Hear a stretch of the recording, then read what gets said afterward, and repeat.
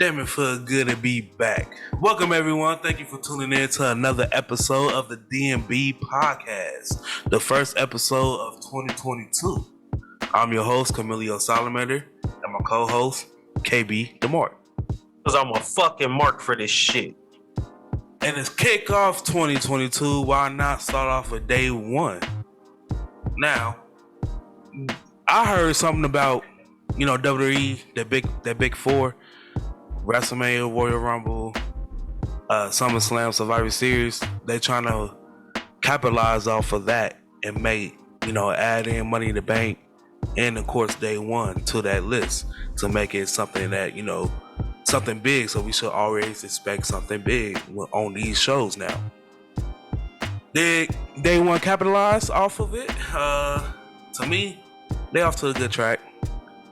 But to start the show, we got some devastating news that Roman Reigns had caught COVID, so his match with Brock Lesnar was canceled.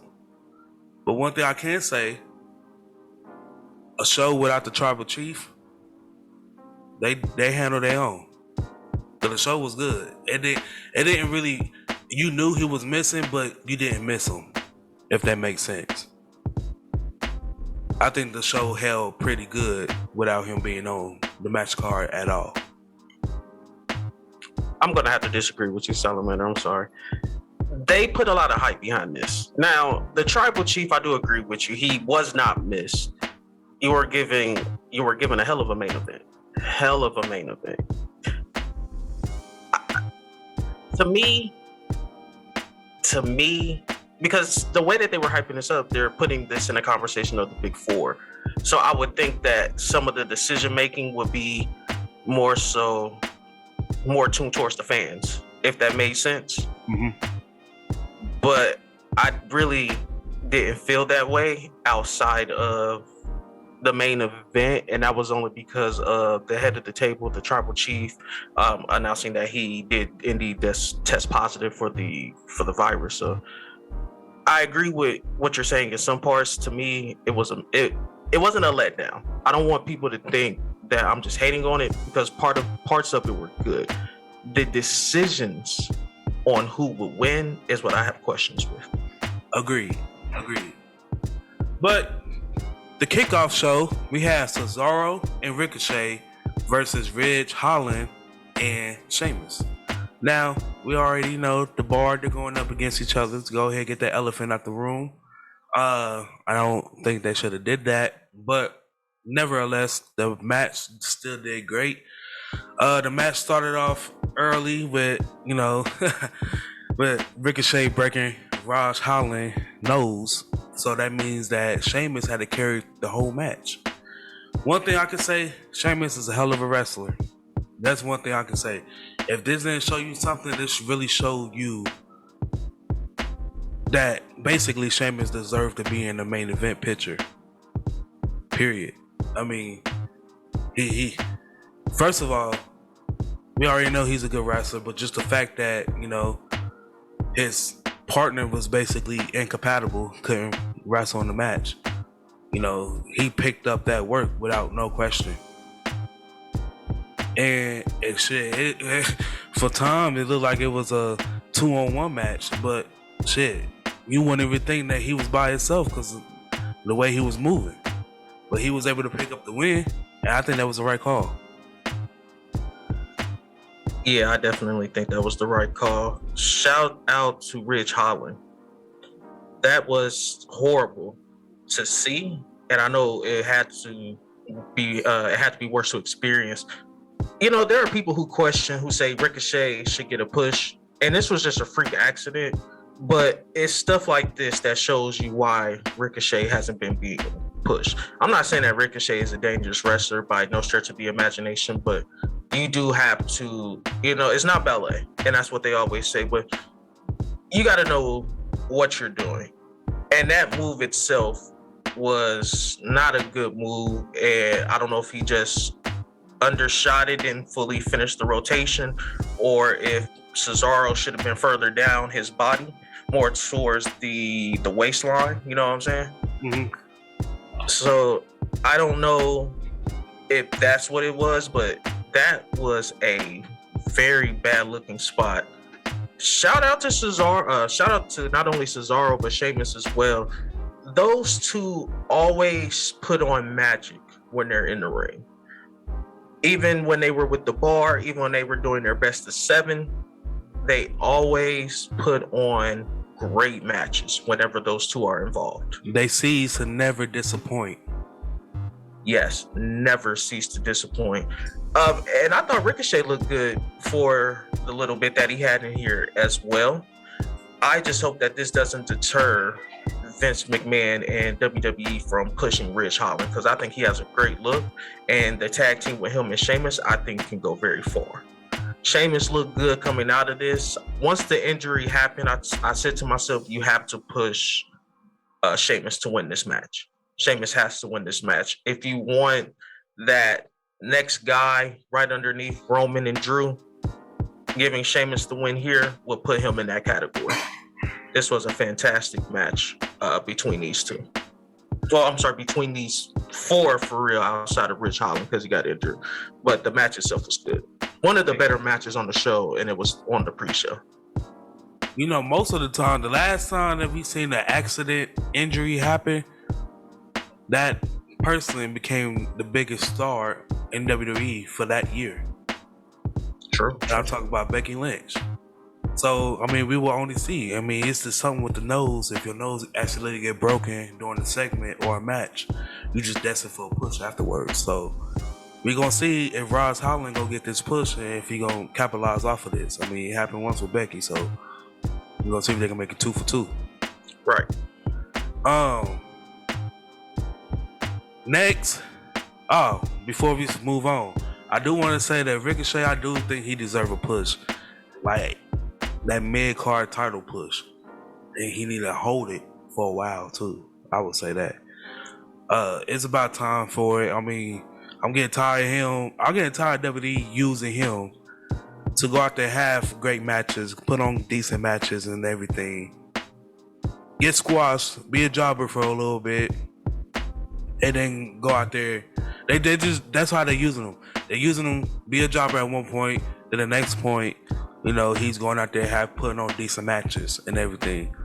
He's able to give a Drew McIntyre a run for his money when Drew was getting his push. When he was doing the open challenge, he came out. Like stuff like that. But the next week go back to being a jobber and everything. So I just think they don't know where to put him at and what to do. But my thing is, go ahead and push him. Get him the title. Put him in that picture just to see what would shake. I mean, since he's been on the main roster, he ain't been in no title picture. So just put him there to see what it would do. I hear you, but breaking Ridge Holland's nose ain't gonna get him pushed. That's one mistake.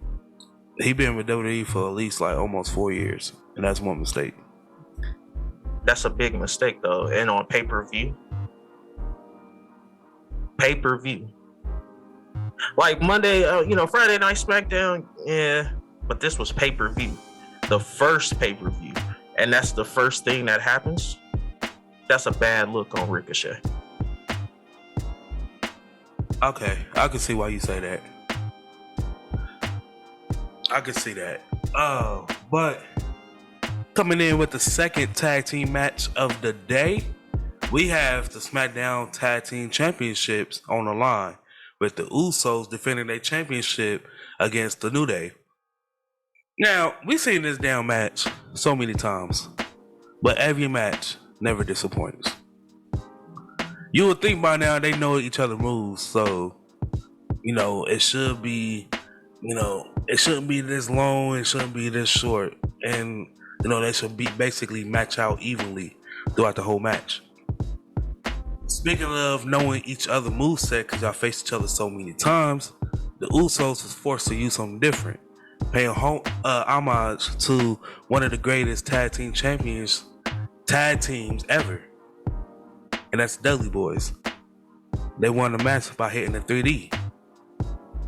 I mean, like I said, Roman, he wasn't needed on this match card. I mean, the whole pay-per-view was good in my opinion, and the Usos, they came out looking strong, so Roman ain't gotta beat their ass when they go home.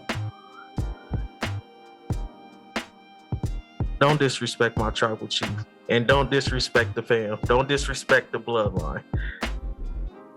This match was the best match on the show by far. Wasn't even a question. I am so glad they gave this match extended time, because once the New Day hit the backbreaker foot stomp combo, in the back of my mind, I'm thinking it's over. And this will actually be a good time for the Usos to lose. The Roman Reigns goes down because of COVID. He's not there. And they lose in Atlanta, Xavier Woods' hometown. But they did. WWE, he ain't going to win. We already proven that theory. That theory is already proven that you in your hometown, you're not winning in WWE. Nope. That's already proven. Nope, not at all. But the match itself was fantastic. I just don't know what more you can say about the New Day and the Usos. It's a match that, yes, we will get tired of, but every time we see it, we ask ourselves the same question. Why can't the rest of the show be like this? Why can't the rest of the roster be like this? Why can't the rest of the shows be like this? These two teams give us fantastic wrestling time and time again. Mm-hmm. And this match was just another part of the great rivalry between the New Day and the Usos. I don't want to see it again for a while, but if I get it again, I'm not going to complain about it. I mean, they gave them 20 plus and they told a great story with the 3D for the finish. Exactly. Now, a match that it was good, just wrestling wise, but I wasn't really into this little feud. But Drew McIntyre versus Mad Cat Malts. And it basically happened in all Drew McIntyre matches. At the end of the day, he hit a Claymore and put them away. But there's reports that Drew McIntyre is currently injured. He was battling an injury for a while, and doing full-time work at that too, by performing, still doing house shows and the weekly shows too. And so now that the angle after the match, they put a chair on him and ram his neck through. So now I'm thinking it's just really him just recovering from the injury and everything, but he's gonna be off of TV for a while. I don't expect him back until the build up to Mania, if not after Mania, just depending on how serious his injury is. I mean, but come on. I mean, who all expect Mad Cat Malts to win? Nobody. Salamander, I think you're looking at this from the wrong perspective. I'm looking at this from Mad Cat Malts' perspective, and he put on a hell of a performance against Drew McIntyre. Was the outcome ever in any doubt? No. But I thought Mad Cat Malts looked tremendous. Really gave Drew McIntyre a nice little run for his money. We all knew what was going to happen. They got me with the first Claymore spot, and then they got me on the second. So I love the finish to the match. I thought Mad Cat Malts looked good. I would be interested to see them go at it one more time, and then we break up Mad Cat Malts from Happy Corbin, and we put Riddick Moss in that mid-card picture. I can see a Riddick Moss or a Mad Cat Malts versus Sami Zayn United States title program, or even Shinsuke Nakamura, and it looks good to me. He's shown tremendous leaps and bounds since he was on TV last as Riddick Moss, not doing anything. Yeah. I think he looks way better now. That's why I said in the beginning, I was saying I wasn't into the story, but the match wrestling wise was good. But I think the same thing that I said with Sheamus, that with Drew McIntyre, that they really don't know what to do with Drew. They want him in the main title picture, but they fucked up by giving him all them chances and he lost. So now, we don't want it. He don't need to be there for a while.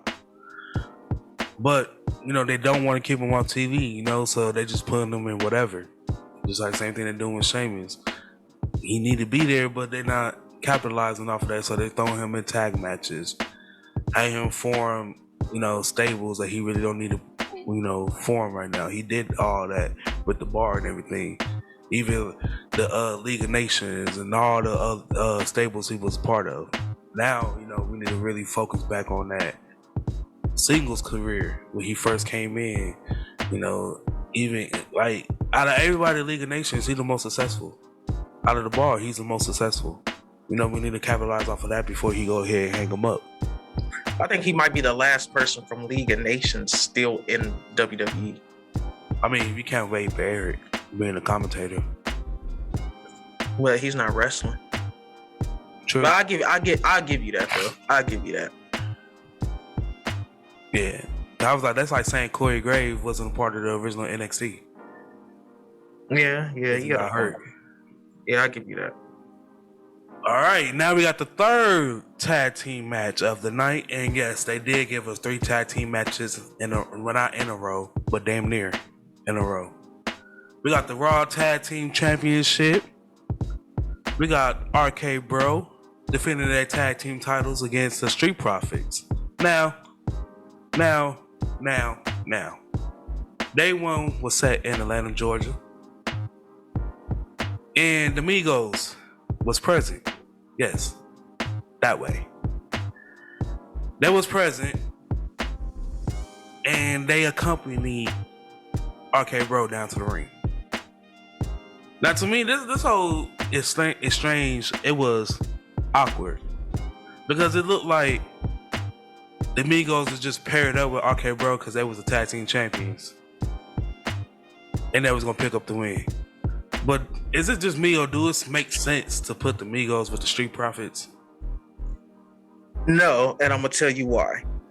Because the Migos are in their hometown, that automatically makes them baby faces. So them being paired with Randy Orton and RK Bro makes the best of sense. I mean, plus you gotta think, they said they've been watching it since they were young. They're probably a little bit older than us, so that puts them probably around that the 90s and the 2000s. So they were seeing young Orton, or the Orton that was just developing, and if they were in and out, the skinhead Orton. So they probably been with Randy Orton his entire career. So just off that alone, it makes sense. And I mean, they're partnered with, or they're cool with the Nature Boy, Ric Flair. So putting them with Randy Orton only makes sense. But remember a long time ago on a podcast we were doing, and I was asking you, could you ever see the Street Profits heel? No, I can't. They wrestled heel on the pay-per-view. How did you like it? I mean, I don't see the difference. I don't see the difference. Wrestling heel to me is, like everything they did today. Did they do a couple of different things? Yeah, but I mean, the same way they wrestle is how they always wrestle. Now, wrestling heel to me is like, you going up against like Legacy and shit. And you got Legacy DX. DX is, they're doing the traditional clean wrestling, and then behind the ref back, you got them using brass knuckles, or hitting you below the belt, or you talking to the ref, and then your partner is over there on the ropes beating up the other dude. Like, I think of that like as heel wrestling, not kind of what the Street Profits was doing. I mean, if keeping you from tagging your partner is considered heel wrestling, then I don't know what WWE been doing. Well, okay, I see what you mean, and you make a valid point there. I guess I'm more so talking about Montez Ford and Angelo Dawkins' mannerisms. Like, Montez Ford would hit a move, and then he would immediately start dancing and start jacking into the crowd, looking for that hard cam like a heel would do. It was just different heelish manners in his mannerisms that I was seeing. To me, that's what I mean. Like, it's the same shit, because it's like when they come out to the ring, they already beat Extra with the dances and all that shit. Montez Ford, he beat Extra with the rope doing the Ultimate Warrior shit and all that. So it's like, it's the same stuff. You know, it was like, did they do a few things different? Yeah, but to me, it's the same way that they wrestle and stuff like that. They just do what they doing is what traditional heels do. They doing it because it's like it's a different age of wrestling. That's what I mean. Like WWE, they really need to, you know, step their game up when it comes to this wrestling shit. Cause it's like y'all so outdated. Like when I stated in the Polynesian Pacific Pro Wrestling video, you know, in the early 1900s, you know, that was considered the golden age of wrestling because, you know, before that they entered new wrestling styles and everything that they didn't use in the 1800s and the late 1800s. Wrestling been around for like since the 1800s. So coming in the 1900s, they enter a new, you know, they was doing shit that they wasn't doing back then, was enter a new golden age of wrestling. That same shit that they entered in the early 1900s is the same shit that get used now, especially in WWE. Like there need to be another golden age, and you know, i.e. is AEW. Like the way they be doing things and everything. Like if WWE can get on board and perform like that type of same shit, WWE would be a way better promotion. It, you know, Raw, Smackdown, all that would be so much easier to watch. They so stuck up in this old shit, you know, reusing the same shit, giving us the same storylines that we seen 10 years ago. It's just different people now. It never ends. It's the same stuff. I guess I can see what you mean. I can see that. I guess I just saw it different. I think we see the same thing, but we just see it differently. Like you see the same way the wrestling styles, which is true, and then I just looking at the way that they were, you know, more so jaw jacking the fans. He didn't have his happy face on. He wasn't smiling. He looked very serious in his demeanor, Montez Ford, and it came off as very heelish to me, or more heelish than what I've seen from the Street Profits. I don't think it's heel. I think it's a modern day babyface. They both teams is baby faces, right? They facing, you know, the RK Bro. They in Atlanta. RK Bro got Migos on the side, so the whole crowd is gonna be on their side. So it's basically a thing of, you know, like you know, now we gotta be serious and stuff. Cause now they think, you know, they're trying to take us for being kiddie or whatever like that. Take us for being little punks and stuff. So I mean, you ain't necessarily got to be heel. It's just a fact of I'm about to show you that we the better team. Y'all can still both be babyface. It's just like the honors, like the alligator mouth was facing towards the Migos and them because everybody was on their side because they came out. If the Migos came out with the Street Profits, everybody would be on the Street Profits side, be cheering them on and everything. It's the same thing. Okay, so I can see that. That's a modern day. Yeah, and I can see that too because they were jaw jacking with the Migos, but I think what you're saying is it's modern day. They were both baby faces, but the Street Profits just went along as the antagonist for just that night. Yeah, because but ultimately they're still. I think y'all better than us. It was like one of those type stuff. Like I think y'all better than us. Like it could be two baby faces that don't get along with each other because they want to be the top person. They ain't necessarily one got to be heel or nothing. Like it's a modern day thing. They can capitalize. It's modern. You know, turn the same shit y'all been using and make it modern. Why always gonna be a baby face on the heel? You know, some stories may be good as two baby face or two heels. You know, who could be the more dirty wrestler?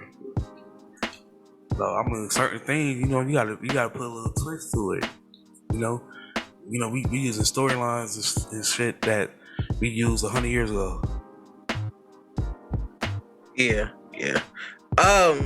So what did you think of the match though? I thought the match was okay. It did what it needed to do. There was really no story really behind it outside of the RK Bronament, and I honestly would have preferred the Mysterios against RK Bro and against RK Bro, because I think the money match is Dominic versus Ray at WrestleMania. The question is, how do you get there? And I think, because you've already started sowing the seeds, I think that would have been a huge angle walking out of day one. And I don't know where else you do that angle unless both Dominic and Ray are in the Royal Rumble, and then Dominic throws Rey Mysterio over the top rope, because I don't think Ray is going to toss his son over. So outside of day one, I don't know how you get there, because I don't want it to play out on Monday Night Raw. That angle needs to start at a pay-per-view, and I don't know how you get there. I mean, Mania is in April. It's January, so they still got a decent amount of time to go ahead and start building up. Like you said, they already started planting the seeds just a little bit. But I mean, it could be that. It could be at the Royal Rumble. Like, they both in the Rumble.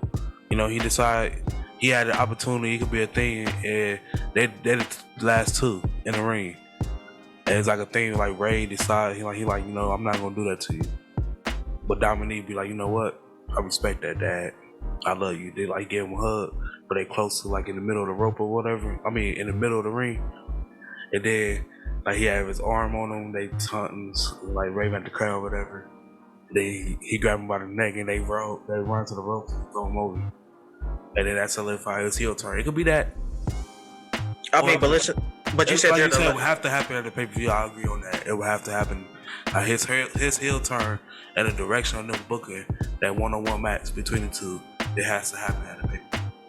But it probably won't happen that early, because then they got 3 more months of storytelling to tell. And you know, they don't like to do storytelling. They like to, that happened at the Rumble. They're on Raw now, right? That happened at the Rumble. So that following Monday, the next day, y'all gonna have a one-on-one match, like that type shit. So it will have to happen at the pay-per-view before Mania. So here's my thing, because I like what you said, but you said they're the last two in the ring, or like not the final two, just like Dominique could come at number 10 and Rey Mysterio was in at like 4 or something. So it was one more person in the ring with Ray. So when he come into the ring, you know, they double team him, get him out, boom. Now them two is in the ring for like the next 2 minutes until the next person come out. I wasn't gonna have Dominique win. Hell nah, he ain't ready for that. Yeah, I like it. And yeah, it does have to happen at a pay-per-view. It can't happen on Monday Night Raw, unless you're going to tell me that Dominique like cost Ray a shot at the United States title. Or it could be like a number 1 contenders match for the U.S. title. Like they do like a battle royale, and then you can have them two be the last two standing. Then that's how that happens. But it could be a thing too. Like, you know, instead of him throwing his dad out, Ray, you know, he like, you know, I'm not gonna do that. He eliminate himself. But that made Dominique furious because he felt like he didn't earn the spot. And then you can start the rivalry like that. But it's not really it's not really like a son disrespecting the father too. If they're trying to avoid that, that could be more of a thing like that. You're not letting me prove myself. You know what? The only way to prove myself is to challenge you at WrestleMania and then show you what you taught me. The student become the master. I like that. I would follow that same formula, except when Ray goes to eliminate himself, I would have Dominique low blowing. Like he's walking towards the rope, and then Dominique low blows him. Boom. Now the crowd is shocked. I think that kind of be too much, because, you know, like that's a real life father and son.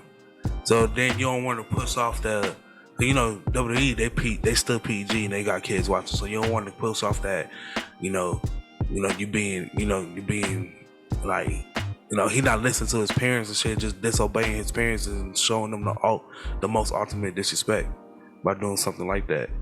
So I think that will go in a more direction of, you know, basically, let me show you, you're not giving me the opportunity to prove myself. You're trying to keep me under your wing. I'm ready to move on. You're telling me I'm not ready. So let me show you. And I challenge you at WrestleMania. But here's my problem. But here's my problem with the way you're describing it. Ultimately, you're gonna turn Ray heel. Ray would be heel, because he would think. Because if I'm looking at it as a fan, my mentality is, wow, Ray thinks so little of his son that he would eliminate himself. But the story that WWE will want you to see is the love. But sometimes you have to give tough love. So this is where I go back to saying WWE need to capitalize on modern wrestling, because, like I said, you can have two babyfaces go up against each other without none of them being heel. They don't officially have to be Ray turning heel and Dominic turning his babyface. It could be more of a thing that certain people may see Ray as a heel, because you being a son, you could understand like, man, his dad holding him back. Then you being a father, you might understand like, yeah, I don't want to see my son get beat up and all this, so I can't handle that. I don't think he's ready. I'm his protector. So it just depends on the type of viewer you are. You might see him as a heel, you might see him as a face, but they don't officially make that turn on screen. Like, he ain't gonna do nothing like hitting him under the belt or nothing like that. Like, it could be modern like that. How about a match where Dominique gets a title match, but Ray throws in the towel? I mean, either or, it would still start the same way. Of like, Dad, let me prove myself. Right. So the only way for me to prove myself to you that I can handle my own and I don't need you by my side every match is to challenge you. It like this storyline, basically, student becomes the master. Ray, he was training him, he taught him all his moves. Now the student is stepping up to the master. Yeah, I can see it. But what did you think of the match, though? The match, it was decent, but I mean, out of all the tag matches on here, that Usos and New Day one, ain't nothing topping that one so far. But I think the thing that kind of fucked up the match was the Migos making an appearance for real. Yeah, I thought it was major cringe. Yeah, I mean, out of everybody who could be from Atlanta, and you could have got anybody. I just feel like the Migos don't fit in that, because WWE, they don't even fuck with rap like that for real. They already got rock and all that other shit, pop and shit as a pay-per-view show, themes and shit like that. So was the Migos had a couple songs on their game? Yeah, but that's the game. I mean, I could believe it more if they was like big, like on some big wrestling type shit, like the dude from Hot 97, Rosenberg. Yes, like a real yeah, I'm a rapper, but I don't just make WWE references in my songs every now and then. Like, I'm a real Mark. I'm a real geek for this, but I just so happen to be a rapper or whatever. Like, I just feel like they just brought him in just because they was in Atlanta.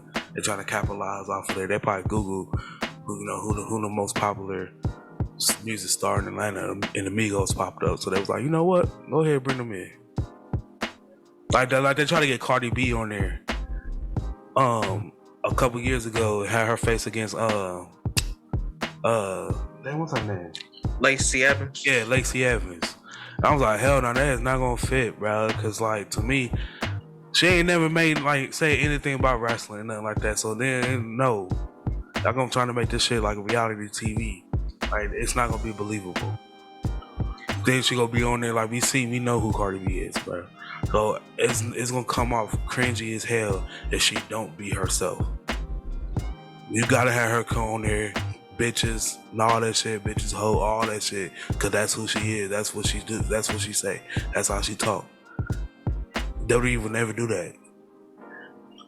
Yeah, if I was going to use the Migos, for one, I wouldn't have had the Street Profits. I would have had them, if I was wanting to use the Migos, I would have had them get involved somehow, some way, and it would have been against a true heel team, like the Dirty Dogs, Dolph Ziggler, Bobby Roode. Bobby Roode or Dolph Ziggler can go out there, he can take away the little VIP robes, and he can get the time on them, and then some stuff happens in the ring, and then the Migos just jumping, they start stomping him out, and then they throw him back in the ring. At least don't just make it look like you're elevating these people on a pedestal, which I don't have a problem with because the Migos are dope. But in a wrestling sense, they should have done more than just sit there and impose with the Street Profits and RK Bro. I would have had them stomp out the heel team because Atlanta would have went crazy for it. Yeah, like I think the Migos should have came out with the Street Profits just because the swagger fits with the Street Profits. Street Profits have swagger. That's who. RK Bro, are they a good team? Yes, but they don't have no swagger for real. Randy Orton, he just walks to the ring. Matt Riddle rides a scooter and then jump in the air, kick off his flops. Well, I'll say this: they have their own unique swagger that makes RK Bro worth watching. They have their own unique swagger. Yes, they do. But you can really tell when the Migos came out with them, you could tell like, what the fuck, this shit is awkward as hell. True, but then again, I wouldn't have wanted to see the Migos reduced to the stereotypical gimmick coming out with red cups. But then I would like, they ain't had to come out with red cups though. They could have just came out and like the same way they did it with them. Like no, I get it with the RK Bro, but it would have fit more because like they bob would have been on point. They all bobbing their head off point and shit. So it's like, I don't know. It just didn't fit. Or shit, you gonna have the Migos sit with RK Bro, had the fucking RK Bro come out, then they get close to the ring, had the Migos come out to their music, and then accompany them to the ring, some shit like that. Or you could have just had the Migos accompany the New Day. Or that, one of them. Or the Usos. Yeah. The Usos would have been way better. Yeah. There was just, you could have used the Migos better than how they were used. And then that backstage segment before the match, it could have been like, what brings you out today? I know we ain't in Atlanta, your hometown, but what brings y'all out today? Since the tribal chief, not gonna be here today, he asked us to fill in today. So that makes sense like that too. That would be more believable too. Yeah. But moving on, we have Edge versus The Miz. This match did not live up to it. I'm sorry. First of all, we got the same bullshit entrance that we got at SummerSlam or whatever pay-per-view that was. I get tired of him, Edge, having a fucking feud with somebody. Talk about, you old. The old Edge ain't come out. Then that next big match at the next pay-per-view, he come out to the fucking brew music and shit. Like, bro, you already did that already. You already did that. You should have did something different with that. The music before you think you know me. Something like that. Come back with the purple pants, the purple tights. With the original Rated R logo. Like some shit like that. Like, you gonna bring back old Edge or whatever. Like, don't bring back that shit. Like, you seen that shit once already. It's the same thing. The same match. A Miz match is a Miz match. But I don't want, like I said before, I don't want to see if Edge gonna come back and he gonna have matches, talk about you old and all that shit. I don't want to see him wrestle somebody who was wrestling 10 years ago when he fucking left. I don't want to see that shit. I want to see fucking Edge and Finn Balor. I want to see Edge and Shinsuke. I want to see some new wrestlers versus Edge. Oh, that's what I want to see. I don't want to see motherfuckers who was signed to WWE back when the Smackdown had the fist. I don't want to see that shit. I don't want to see that shit, man, at all. I don't want to see Edge wrestling the same wrestlers who was here with who wrestled Humunga. I don't want to see that because. Hey, what you mean? Oh, you old too. Talk about he old. Shit, you was there when he was wrestling. So Miz, you old too. But same shit. Everything we predicted. Maurice got involved. Beth Phoenix came down. It was pretty known that Beth Phoenix was gonna make her in-ring appearance or in-ring return soon when she stepped away from NXT. It was pretty obvious that was coming. She stepped away so she can get in shape. Is we gonna have a Beth Phoenix versus Becky Lynch match soon? I think so. But I don't want to see that shit either. You done? Yeah. Salamander, I'm gonna level with you and our subscribers. If you were to ask me who are some of my all-time favorite wrestlers, I would say 70% of them are from the mid-card. Dolph Ziggler. The Miz is one of my absolute favorites. I absolutely love The Miz, and I absolutely love Dolph Ziggler. A lot of my favorite wrestlers are in the mid-card. With that being said, Salamander, this match was god fucking awful. And not only was it god fucking awful, it was boring. It was boring as the fuck. Cause we seen this shit before. Only thing different is Miz don't have on cargo pants, cargo shorts. That's it. And he ain't got a mohawk. That's the only thing different. Seen it once, you see it again. We don't need to see this shit. Hey. And then what we gonna get? What? Beth Phoenix and Maurice. We seen that shit too. This match was so boring. The Miz was boring. I never thought I would live to see a day where I would say an Edge match was boring. But guess what? It was boring. And they fucked up Beth Phoenix because they didn't even hit her music. All the fans are pointing towards the ramp. And I'm sitting here like, why are they pointing towards the ramp? I don't hear any music. Beth Phoenix is just standing there with this mean look on her face. They ain't even hit her music yet. I think she came out too early. I'm sitting here so confused, trying to figure out what in the fuck is going on. And then she runs out. And you know what my mentality was? I was thinking to myself, in order to get the mixed tag team match, that would mean the Miz will have to win. Because there wouldn't be a point for Edge to fight him again. But no, they gave it to Edge. And that was another one of the decision-making things that just didn't make sense. Because how do you get the tag match now? There's no point. Edge doesn't need to fight him again. What they're going to do is on Monday, it's going to be a segment with Beth Phoenix or something. Edge and Beth Phoenix or somebody's in the ring. Miz and Maurice come out. Whatever. He hit the Skull Crusher finale on Beth Phoenix. That's what's going to start it. But that's stupid. I mean, the Miz, he's the heel, so he's the sore loser. So he's going to do something to get him to fight him again. But it's a WWE.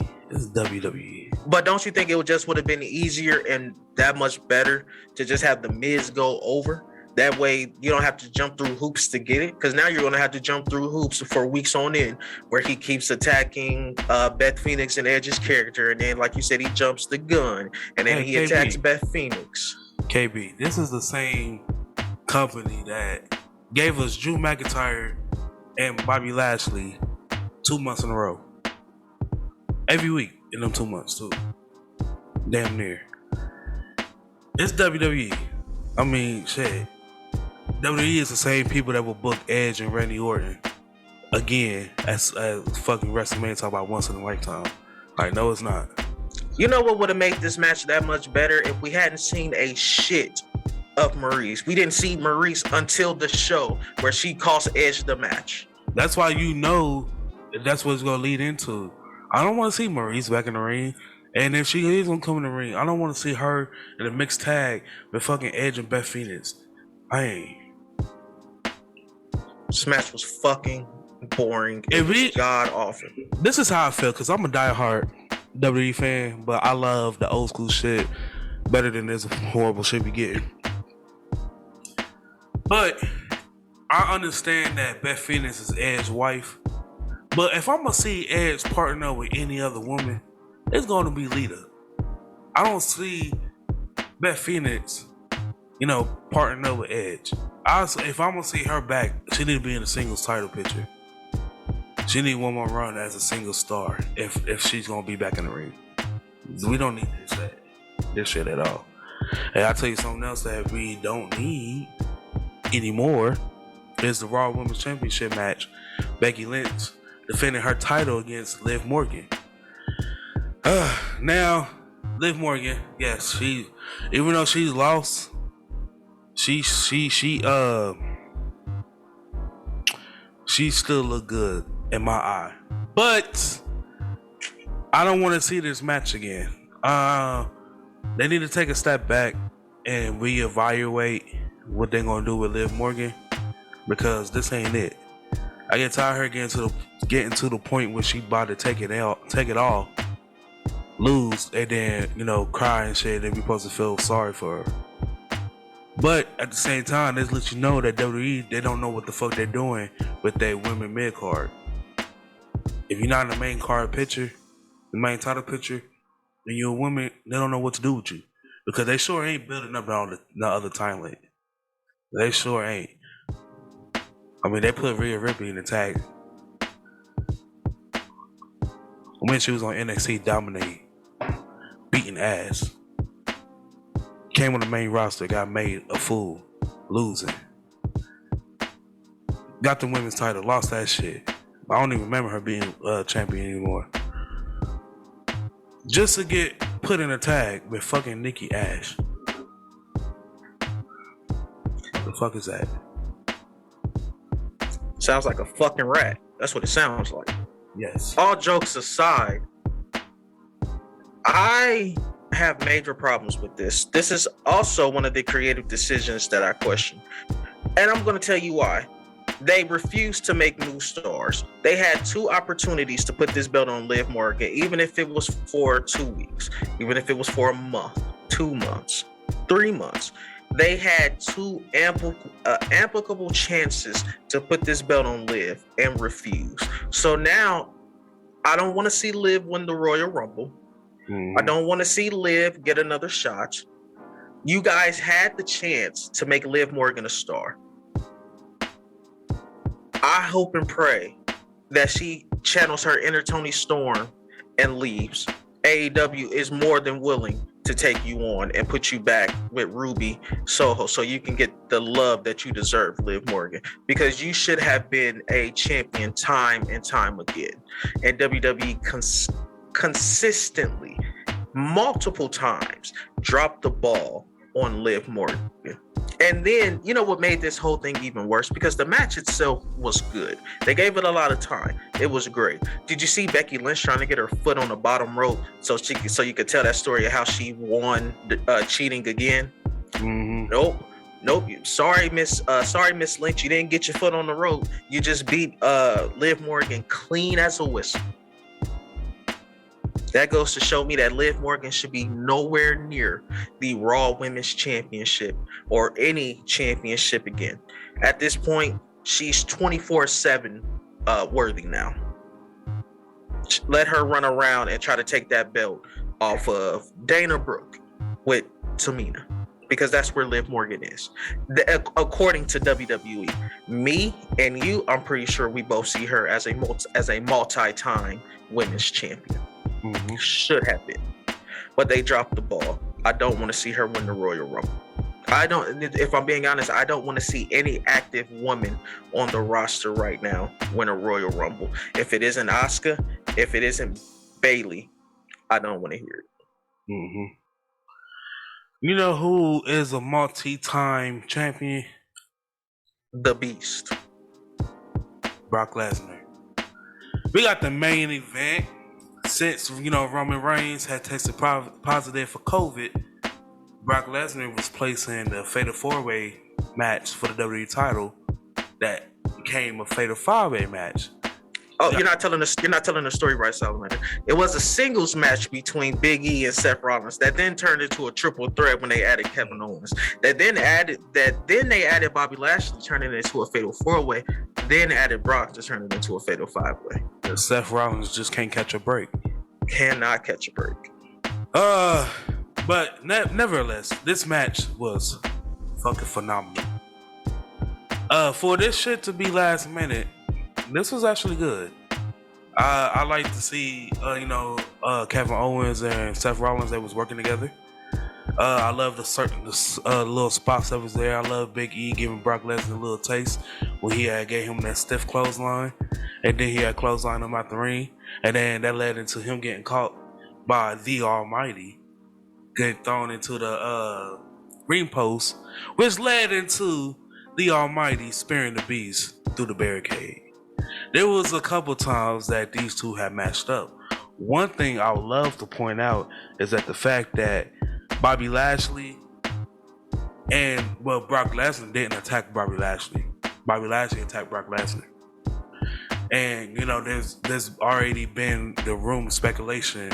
It haven't really been confirmed, but the only reason why Bobby Lashley decided to come back is because it was promised that one-on-one match between him and Brock Lesnar, and that's the only thing he's been asking for. So it makes sense to see, basically Brock Lesnar don't pay him no mind, but Bobby was the one to make the first step. I love to see that Bobby had the Hurt Lock in, and Big E had to step in because he had Brock Lesnar fainting for a little bit. Then on top of that, Big E had the match won. Only reason why he lost is because Brock Lesnar got out of the big ending and hit him with the F5. But I'm disappointed that it only took one F5 for Big E to lay down. But that also tells you that Big E is not main event caliber, at least right now. If it take you one F5, you're not main event caliber. I said plenty of episodes ago, Big E is just a transitional champion. The title would have still been on Bobby Lashley if WWE didn't want to capitalize on Big E's push. That's the only reason why they took the title off of Bobby Lashley. And they took the title off of Bobby Lashley just for this title reign to go to shits. Since he became champion, he have not, in my opinion, he has not had a memorable feud. Of course, the only thing that's saving Kofi is that the fact that he got squashed on fucking Smackdown premiere on Fox in a couple seconds to Brock Lesnar. That's the only reason why people are gonna remember his title reign. But people, I don't think they're gonna remember Big E's at all. But I mean, that just lets you know that WWE made a last minute decision, because the picture that was tweeted out, it actually said that Big E retained, but it had a picture of Brock Lesnar. So that lets you know that they changed plans very last minute, literally like an hour before the show started. But Brock Lesnar still won. At the end, when he got the belt, we see Bobby Lashley standing tall, looking at him outside the ring. So then that lets us know that they are slowly teasing the Brock and Bobby face-off. It was also a clean win for Brock, and he actually wrestled in this match. If you notice on his trunks, he don't have his little logo, Jimmy John logo and all that. He got the Beast logo over it, and it actually looked like Brock Lesnar is actually having fun, like for the first time since like the early 2000s.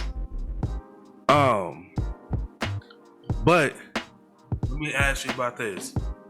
What about have Bobby Lashley win the Elimination Chamber to face Brock Lesnar at Mania, but have AJ win the Royal Rumble to face Roman, and he move on to SmackDown since him and Omos broke up? I don't think it's a bad idea. I think they're going bigger because from what I was hearing, the Lesnar and Roman Reigns storyline is still going to continue, and they're either going to do a unification bout or it's just going to be champion versus champion. The head of the table side of me that loves Roman Reigns will love a unification bout, but I don't think that's it. I think you can just get Roman this clean win over Brock, champion versus champion. Brock is still going to look strong, so that's always a good thing. The match itself, I thought it was fucking fantastic. Hell of a main event. As soon as I saw Brock was added and the match lived up to the hype, I think, unlike you, I do think people will remember this Big E run. They'll remember Big E's shoulders being pinned to the mat by Brock Lesnar, because we will always ask the question, who did Big E lose to? Oh, he lost to Brock in that Fatal 5-Way. Who did Kofi Brock Lesnar. He's only we waiting for you, Xavier. Get the WWE title so you could drop it to Brock. There were some disparaging, I won't even call them disparaging. There were some comments made about the diversity or lack of diversity in AEW. And part of me does agree that there does need to be main event representation at the top, especially of African Americans. But while you're so quick, or why people are so quick to jump on AEW, WWE is literally showing you that they don't give a shit about African American wrestling. It's obvious. Kofi Kingston loses to Brock. Big E takes a pinfall loss to Brock. Bianca took a 26-second loss to Becky Lynch. They're constantly spinning in the face of African American champions. It never fails. So I think if you're going to take a look at AEW, you definitely need to take a look at WWE. Mm-hmm. Because they are so quick to rip the rug out of main event African American main event talent. And it's not like they're going to get their comeuppance. It's not like they're going to be back in the title picture. Bianca is hanging on by a thread. But how long till she's not in the title picture? We haven't seen Kofi Kingston in the WWE title picture since he had his little thing with Bobby Lashley, which we knew he wasn't winning. Mm-hmm.